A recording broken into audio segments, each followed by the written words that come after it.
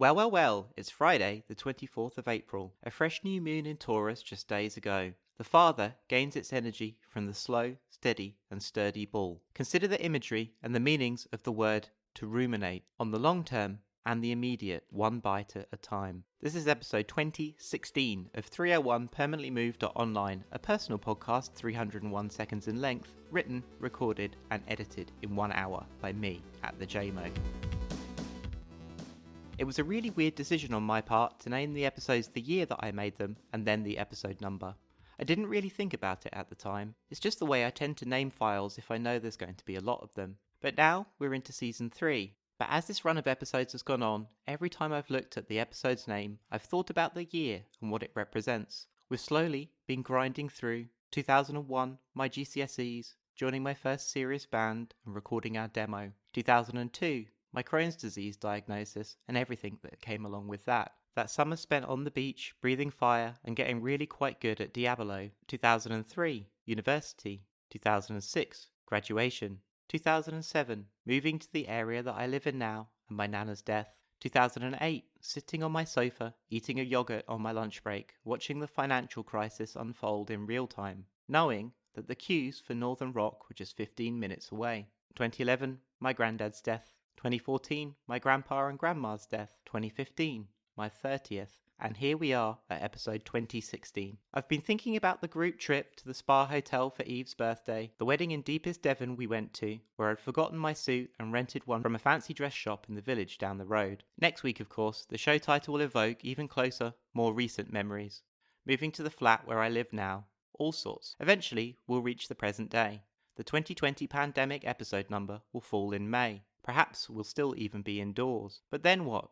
Do I run out of memories? I don't think so. I already have placeholder memories for some things. My dad's 70th will be 2022. But as the weeks roll on further, things will become more and more vague. I made 38 episodes last year. There'll probably be more this year, but I have no idea what 2038 will be like, what I'll be doing, where I'll be, or even what the world will be like.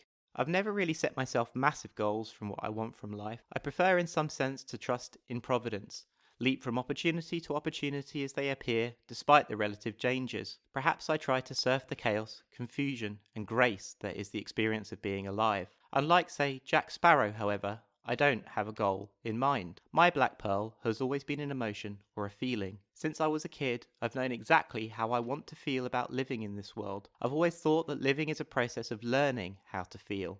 There's no point in chasing that feeling. I might as well just spend the time learning how to feel it. I had a moment recently, in the last week or so, that took me a step closer to feeling that feeling more completely.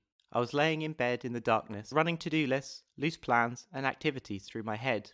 What it's like being in lockdown, and all the possibilities there are to create when you own a laptop. And I realised that there was literally no one telling me what I can and can't do. I can, when I sit down at my laptop, do anything I want creatively, and there's no one there to stop me. I'd seen earlier that week acquaintances who orbit the Mo Goldsmith's Mo Problems art world leaping on the problematic nature of productivity and labour during the lockdown. Sure, but critique is a cul-de-sac, as Michael Oswell puts it, and we all know productivity bros and purveyors of hustle porn are all idiots anyway. It was a really weird realisation though. I could make or think anything.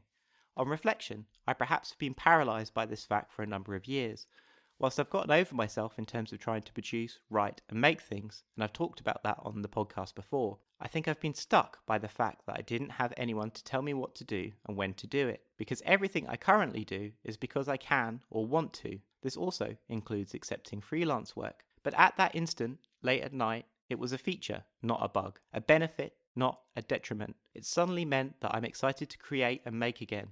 I can just make and do whatever I want. No approval needed. Now, I wish everyone was making loads of stuff too, all the time. Blogs, podcasts, art, music, photos, collaborating and creating. To not do so cedes creative and cultural ground to those that are making things. If you don't like what someone else is making or producing, then I'm afraid to say that the only option is to make and create something of your own. Not wait for someone else to make the thing that meets your own aesthetic and political requirements. Who cares what the audience thinks? You create for you and you alone. The unknown future dates of my episode numbers are fast approaching, and all I can hope is that they are filled with the feeling of create more, collaborate more, do more, discard what doesn't work. We have a world to walk into.